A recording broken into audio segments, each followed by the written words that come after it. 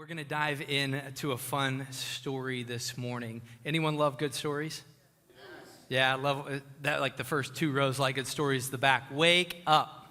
Wake up. We last night, I'm not kidding you. Last night, Saturday night tends to be a little older crowd, and they like to be sleepy sometimes.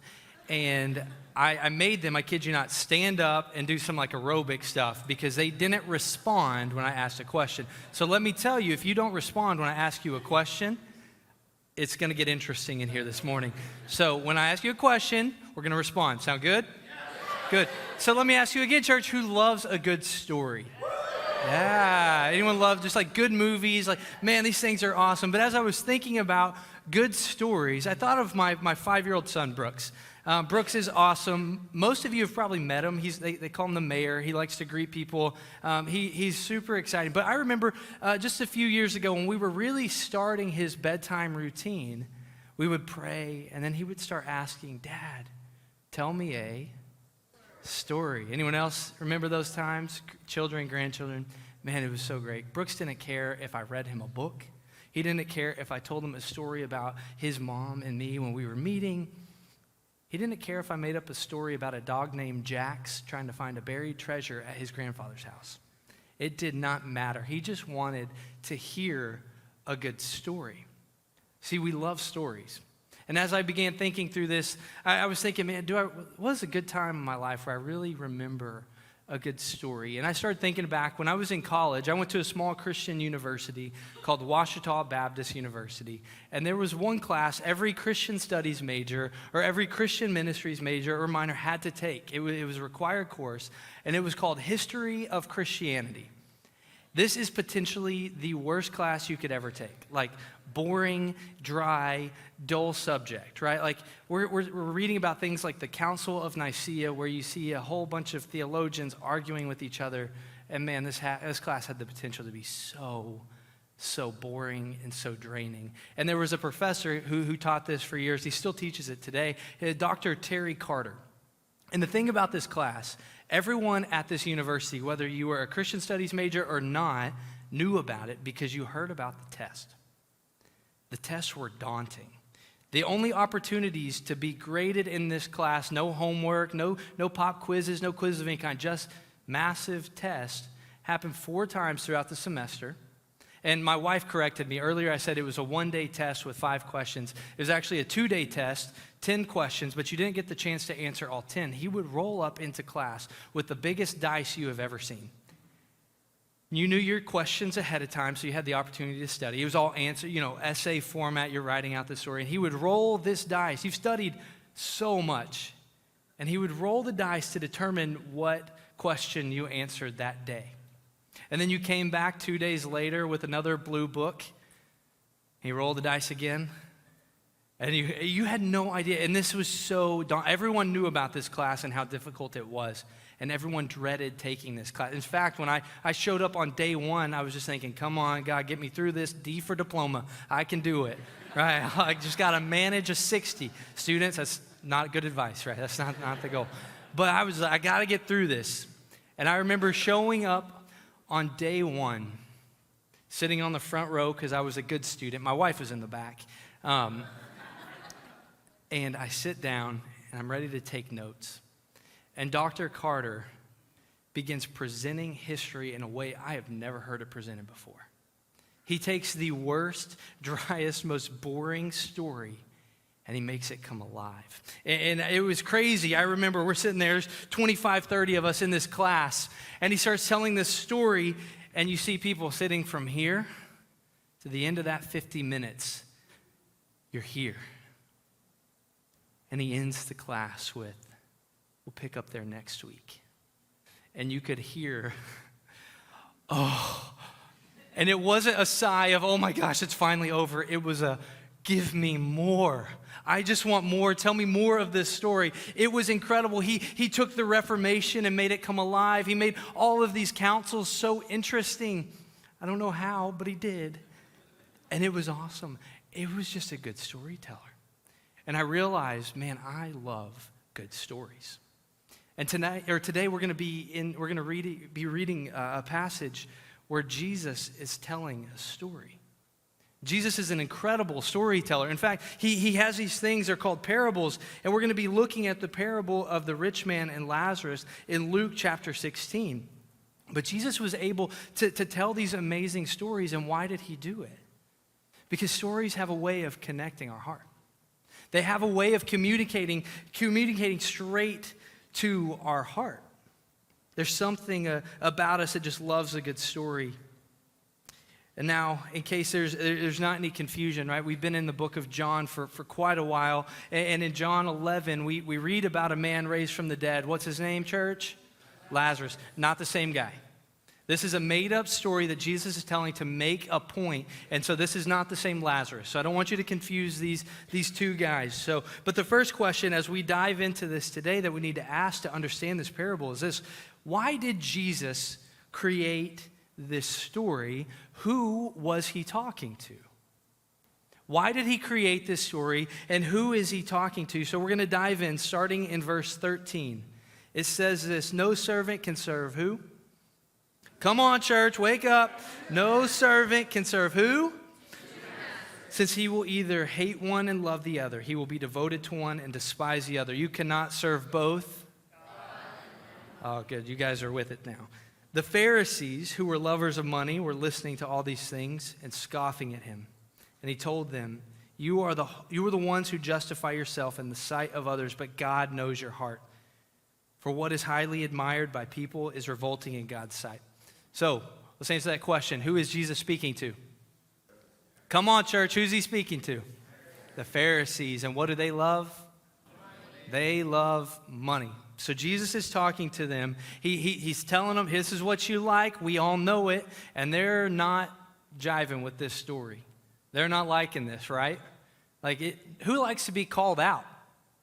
No one. And he's calling out these people, these religious leaders, for something horrible. He's like, no. Your love is wrong. And they don't like this. They don't like this. So one of the things I think that we still struggle with to this day is we look at people and we can tell, or we make an assumption that God has blessed them. We look at what they're wearing, what cars they're driving, the house they live in, the stuff they have, their status, who they are. And we make this assumption that you have all of these great things going on in your life. Maybe even it's just health. So God is obviously blessing you, right? But on the flip side of that, when people are unhealthy, they don't have money, they're homeless, they're driving an old jalopy. I'm from the South, that's a old car term. We're like, man, God's blessing is not on you. Right? And that's not the case. We're incorrectly, we catch ourselves making assumptions about people along these lines, but our circumstances don't necessarily reflect God's blessing or judgment. And 2,000 years ago, with this audience that Jesus is talking to, it rang even more true. In the Jewish belief and practices, this was something so pivotal. They saw what people were wearing. They saw where they lived and how they got along. And that told them that God blessed you or his hand was not with you. If you had money, if you had stuff, obviously God had favor on you. If you were sick, you've either sinned or someone in your family has sinned and God is not, he's not with you right now.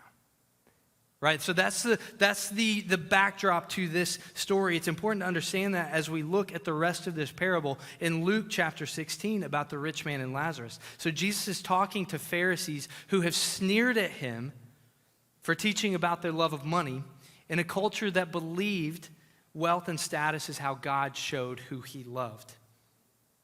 So let's dive into this fun story now. Starting in verse 19, there was a what?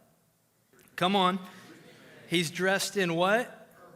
And fine linen, feasting lavishly every day. So we're finding out the backdrop of the story, right? So we know who he's talking to, what he's going to be talking about, and now we enter into this story, and we find out there's a rich man, and what's he wearing? Purple. Okay, the color. Colors mattered back in the day, right? Like we're in here, and we are wearing a multitude of colors. Right, like you can probably look down your row and see a lot of the color spectrum, right? Back then, the color purple was incredibly difficult to get your hands on. History for everybody. How do you get the color purple? How did you get the color purple? Wow, that's good. So it comes from a special dye called the Tyrian dye. The Tyrian dye. And to get the Tyrian dye, they had to go get sea snails from the ocean, extract the Tyrian dye from them, and as a result, they would dye their clothes. You come up with the color purple. In order to get that, though, it was very difficult. And so only the wealthy could afford this. Only those who had money, who had status, were able to have this color. And so what we're seeing in this story, Jesus is painting the picture of who this man is. Does he have money? Obviously. He's wearing the color purple. And then it tells us he's wearing what else? Fine linen. That's a politically correct way of saying he had some fancy underwear. Right? 2,000 years ago, I'm just saying, I'm a youth pastor. I can talk like this. It's cool. It wasn't popular. Gross. But this dude isn't just wearing underwear. He's wearing what? Fine underwear. Dude's rocking his Calvin Kleins, right? All right, he's not shopping at Target for his Goodfellow underwear. He's wearing some nice underwear, and he's wearing the color purple. And then it goes a step further, and he tells us what's he eating? Lavishly every day.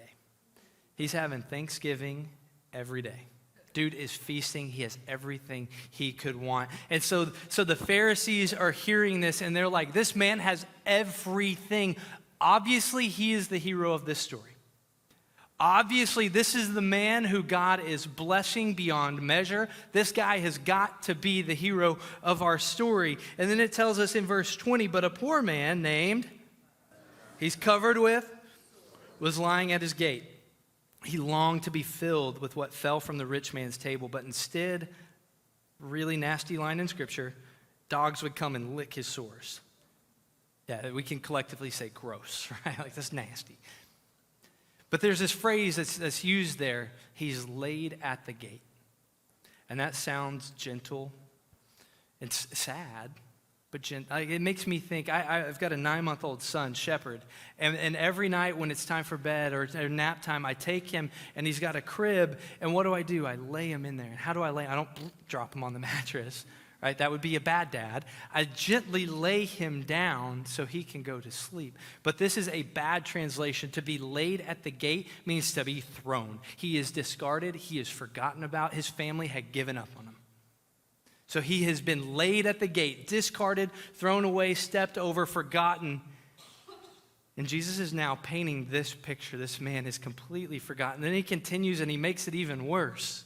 Not only is he forgotten and discarded by his family, but he's covered in sores. Like they've literally given up so much. They have just like, maybe this rich man will take care of him. Because Jewish custom was, you're supposed to help the widows, the orphans, the poor. Maybe this man will just take pity on him, but we find out, no, he is not taking pity on him. He's covered in sores, and he just wants a little bit of food, the scraps that fall from this man's table. And then we find out, to make matters worse, he's sick and the dogs are coming and they're licking his sores. Gross. But then we find out his name. What's his name? Lazarus. And this is where the story starts to make a turn. Because the Jewish men, the Pharisees, would have known the meaning of names. Back then, names meant something. Now, our names are just what our mom and dad gave us, right? Landon means field of grass. Nothing special there. Lazarus means the one whom God has helped. So the Pharisees are hearing this, and that would blow their minds. They're hearing there's a rich man who seems like he has everything, but then we see this story, this nobody. Jesus is creating this extreme contrast in this story for them. One had everything, the other had nothing. One had all the food he could ever want. The other was just longing for a little bit of scraps. One had money, the other had nothing. One was remembered and had status, and the other one was stepped over. We need to be a little bit careful, though, as we continue reading this, because this is just a story that Jesus has made up. As we continue in this parable, we're going to see where this goes. This is not a sermon and a depiction of what the afterlife, what heaven and hell looks like. Jesus is just painting a picture so that we can see the point of his story. So we're going to continue with verse 22. It says, one day the poor man died and was carried away by the angels to Abraham's side. The rich man was also died and was buried. And so now the Pharisees who were listening to this story, their ears are peaked. This just got really, really interesting for them. Because they're seeing this contrast of these two characters, one who they think would normally be blessed by God, and the other one who was cast away. He had to have sinned, or his family had to have sinned. Now this man over here is being carried off by angels to Abraham's side, the patriarch of their faith. That would have been, in their minds, the most extreme honor the best of the best Jew could have asked for. He gets the seat of honor to sit by Abraham. This is blowing their minds. Like, it makes me think they're just like, their minds are blown. I used this joke earlier, and it did not land. I'm going to try it again. Anyone seen Despicable Me? You know, in the menu, like, their minds are blown, and he's like, what? No. 2 bombs. That's cool. That's like, their minds are just like absolutely blown. They're seeing this man carried off to Abraham's side, and they're, what just happened? That's not right. Who is he that gets this honor? And it is shocking to him. We're going to continue. Verse 23, it says, and being in torment in Hades, he looked up and he saw Abraham a long way off with Lazarus at his side. Father Abraham, he called out, have mercy on me and send Lazarus to just dip the tip of his finger in water. Cool my tongue because I'm in agony in this flame. I don't want you to miss that. He's crying out from torment. And he's like, I'm miserable here. I'm miserable here. And he's still seeing things in his earthly way. He's still seeing that he himself has a higher status than this man Lazarus, because he's like, Abraham, don't come down. Don't do that yourself, but send the least of you. Send Lazarus, who wasn't worth anything, to come down here. If anyone needs to go and help me, it needs to be him. Send him down here to just dip his finger and cool my tongue. Let him be the one who does that. Let him be the one who does that. He was still evaluating people's worth based on earthly systems and not God's. Verse 25, Abraham says, son, remember that during your life you received good things, just as Lazarus received bad things, and now he is comforted here while you're in agony. Abraham's saying, look, you made your bed. It's time to lie in it, buddy. You made your choices. You had the opportunity to pursue God and pursue holy things, pursue righteousness, but instead, what did you choose?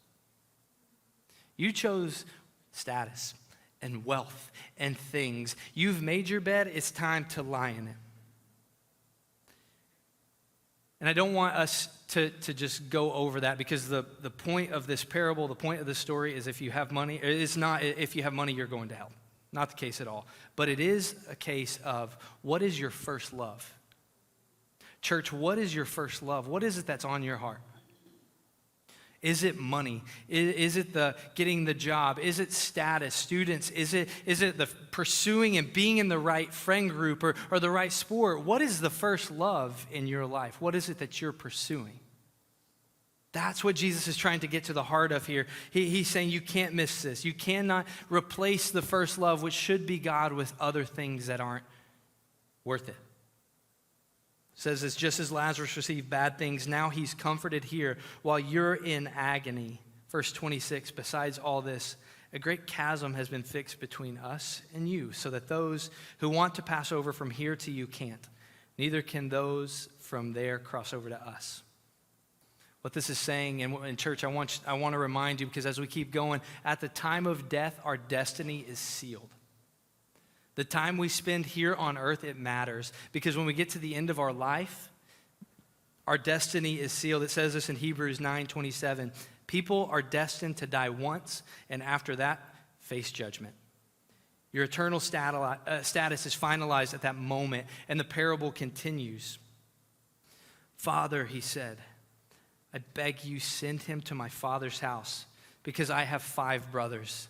Warn them so that they won't also come to this place of torment. Right now, this rich man is beginning to regret everything. He's beginning to regret all the choices that he has made, all the missed opportunities that he's had. And he is absolutely regretting it. He's saying, please send somebody. And this is where it really gets hard to even read and to think through and process this passage, because he's just now worried about other people. He's like, I don't want anyone else to miss this. I'm here in this agony, and I don't want anyone else. Send someone to go and to talk to them, to show them that there's a better way. As I was reading and preparing this, I came across a story of a youth pastor. And this youth pastor was witnessing to this man. He was an older man. And earlier in life, his son had died in a car crash. And before this car crash, the father and the son, neither of them believed in God. They neither believed in heaven or hell. They didn't chase after these things. But now the father did. So listen to this. There was a man I witnessed to who had a son that died at the age of 21 when in a car accident. The man shared with me that neither of them believed in God at that time of his son's death, but that now he did. The father believed it all. He believed in God. He believed in heaven. But he kept telling me, I cannot follow God. What kind of father would I be to leave my son alone suffering in hell? I have to go to him. And every time I read this passage about this rich man begging for an opportunity to warn his family, I think of this father and his son's worst nightmare is that his father would join him here. That's what this parable is saying. He's saying, look, you have the opportunity now. You have everything you need right in front of you to make the decision to follow God. And even in this story that Jesus has made up, he's saying, look, it is horrible. And at that moment when it's finalized, you don't have another opportunity. Live each moment, live each day for the things that count. It continues in verse 29. Abraham said, they have Moses and they have the prophets. They should listen to them. He's saying, look, they have the Old Testament. They have the law and the prophets. God has given you a way. Just make it a priority now. Church, in the same way, we have what we need right now. We need to fall in love with God's word. Not for this, but so that it takes root in our heart. We need to fall in love with God's word and start chasing after the things God wants for us. Start chasing after God. Verse 30 says this, no, Father Abraham, but if someone from the dead goes to them, they will repent. But he told them, if they don't listen to Moses and the prophets, they will not be persuaded if someone rises from the dead. This guy's like the nerve of this dude. He proceeds to tell a father of the faith, no, you're not right. We don't have everything we need to make the right decision. God didn't give us what we need so that we can make the right choice, and as a result, I'm here. Ooh. Like the nerve of this dude. And he tells Abraham, we need something more. Give him a sign so that we can make the right decision. His comment about unbelievers not being convinced even if it raises, or someone coming from the dead. I just lost where I am, so give me a second. My iPad just jumped. That was crazy. Just sing to yourself a song. There we go. There we are. It like jumped all the way to the top. The listeners, Jesus, give me a second. Pray for me real quick because I am picking up in the middle of a paragraph. This comment about unbelievers not being convinced, even if someone raises from the dead, is a foreshadowing. That's where I'm at. I'm back on track. Boom, boom, boom. Here we go. The listeners think that Jesus is just talking about Lazarus. They think that he is just talking about this, but what he's also referring to is what's about to happen in a few short weeks in his life. These people, these same Pharisees, are going to be responsible for Jesus and his death. He's going to go to the cross and he is going to die. He's going to be crucified. And these same Pharisees are playing a part covering up the good news. And then Jesus literally raises from the dead. And in the face of that, instead of following him, they play a part trying to cover up the good news and hide it. And there's a certain point where the information and evidence just doesn't matter. It's a heart thing. It doesn't matter what the obstacles are. It has to become personal for the person, and that's what Jesus is telling him in this story. He's like, it doesn't matter what your brothers see. It's got to become personal for them. For it to take root in their heart, it has to be personal. There's a pastor named Andy Stanley, and he had a sermon series called It's Personal, and he says this: people rarely become Christians because all their questions, all their objections to Christ are worked out. They may say they haven't seen enough evidence, They struggle with suffering in the world. Their family doesn't believe in God. Maybe they felt God had failed them. Maybe other Christians failed them. Anyone know that story? Yet it's rarely because those things get worked out that people decide to follow God. It's usually because something else comes along that makes those obstacles shrink. Makes those obstacles seem a little less important. Maybe it's a tragedy, maybe it's suffering, maybe it's something going on in your own life, but it takes your focus and you realize, man, it's a problem and it's there, but it's not insurmountable. I need Jesus to come and I need him to fix my problems. We were talking, I think it was in staff meeting or something, and it was a conversation about region, and it just changed my thinking, even just talking about it. It's the idea of we're not focusing on what the problem are, but instead we're going to turn our focus on the problem fixer. We're turning our gaze upon Jesus, and what seemed insurmountable in sin is not quite so much insurmountable. It's still there, but it's not so insurmountable.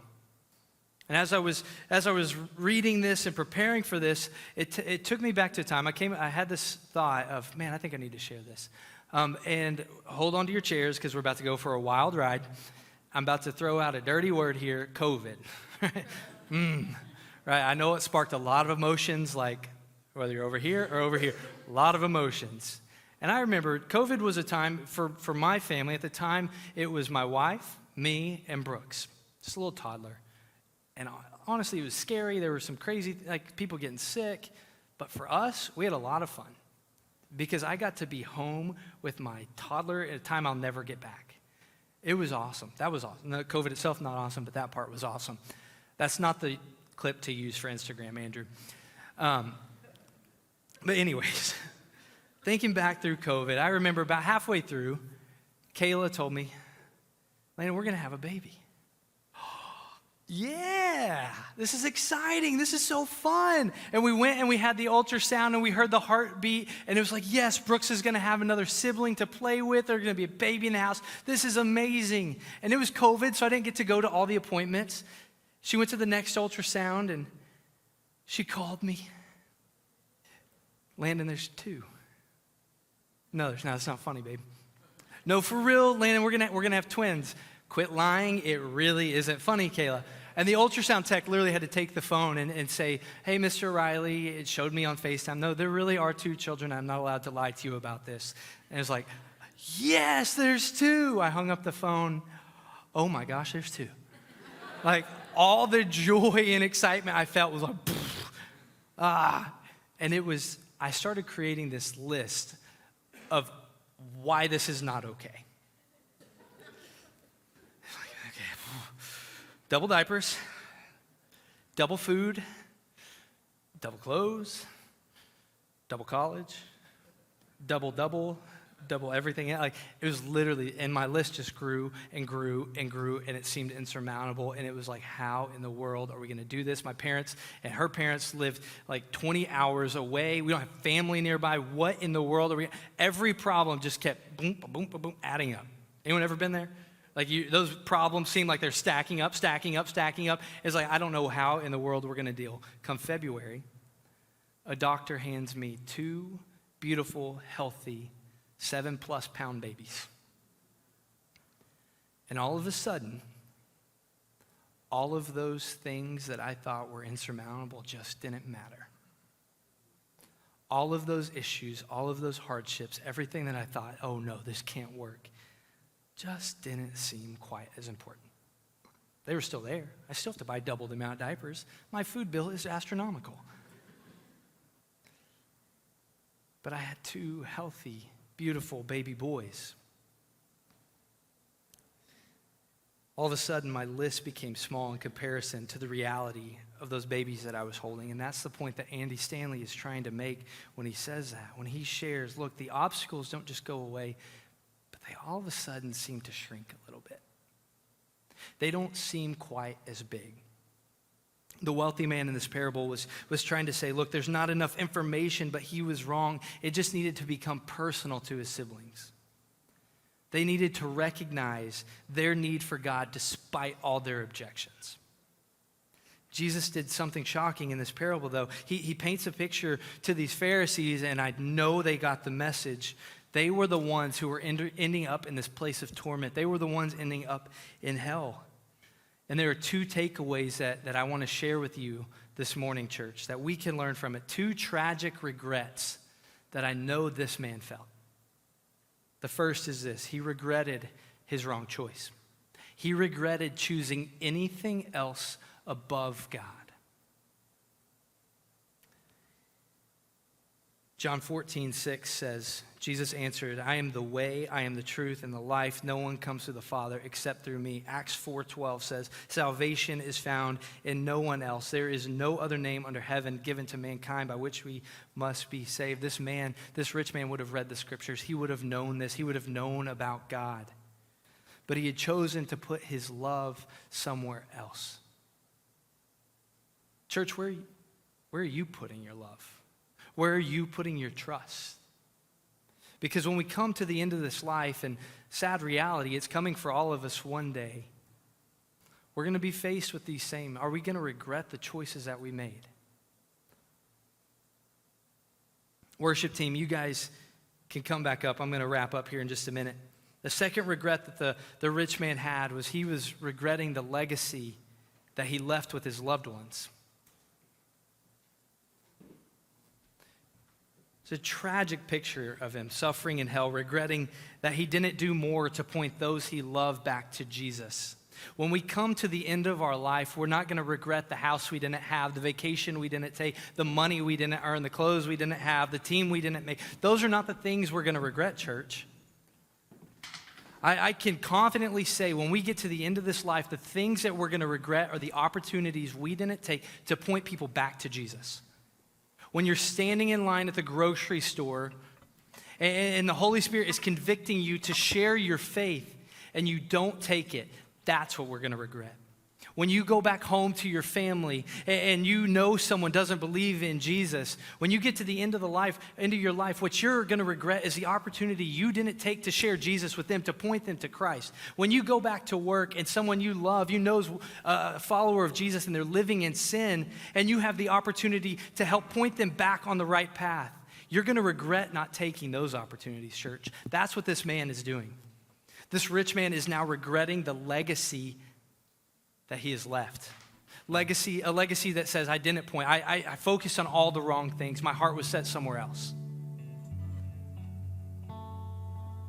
We have an opportunity coming up. Parents, we have something for you here in just a few weeks. Our students right now, the world we live in is wanting to drag them in a way that is insane.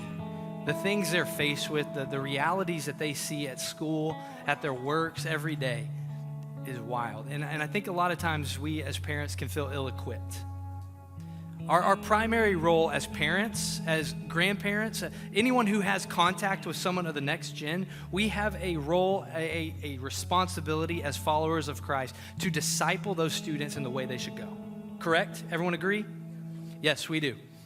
And I think a lot of times we're ill-equipped for it. Especially in the reality of the world that our kids face today.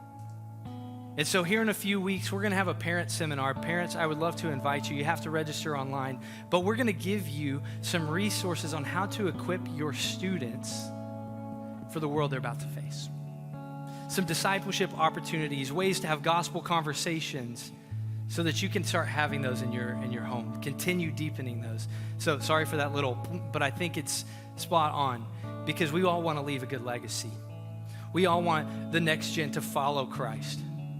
And so that's our role. There's an author, a theologian, most of us know. His name's C.S. Lewis. And he has this quote, and I love it. It says this: the dullest and most uninteresting person, that's Ryan Roush, by the way. Got him. The dullest and most uninteresting person you may talk to may one day be a creature which, if you saw it now, you would be strongly tempted to worship. Or else a horror and a corruption such as you now meet, if at all, only in a nightmare. There are no ordinary people. It is immortals with whom we joke with, work with, marry, snub, and exploit. Immortal horrors and everlasting splendors. What he's saying here is right now we are in a room of eternal beings. I'm going to use the word eternal. He uses the word immortal.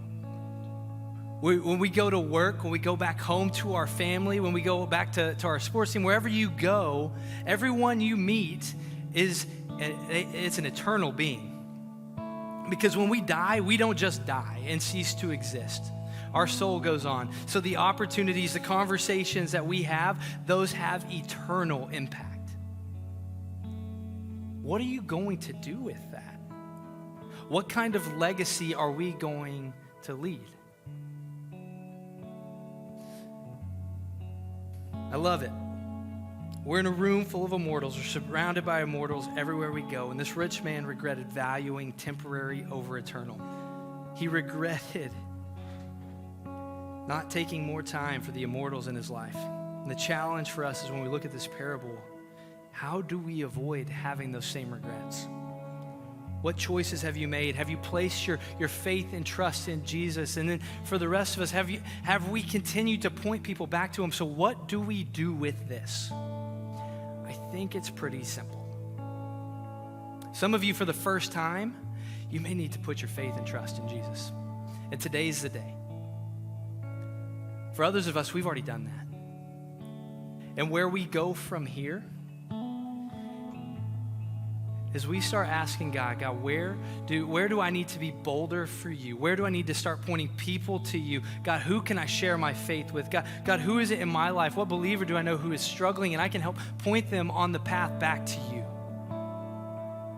Because I firmly believe that everyone in this room knows somebody, has someone in mind that we need to point back to Jesus. And we need to step up and be bold for Christ. I'm going to do something real quick before I pray, because God put it on my heart to do this. I didn't do this in the other two services, but I just want the band to just keep playing for just a minute. And I want you right now, and this is how we're going to end, and Andrew will sing when he sings, but I want you to ask God, who is it in your life that you need to point back to him? Who is it that you don't want to regret not having those conversations with? So with every head bowed, every eye closed, I just want you to ask God, who is it in my life that I need to be bolder for you with?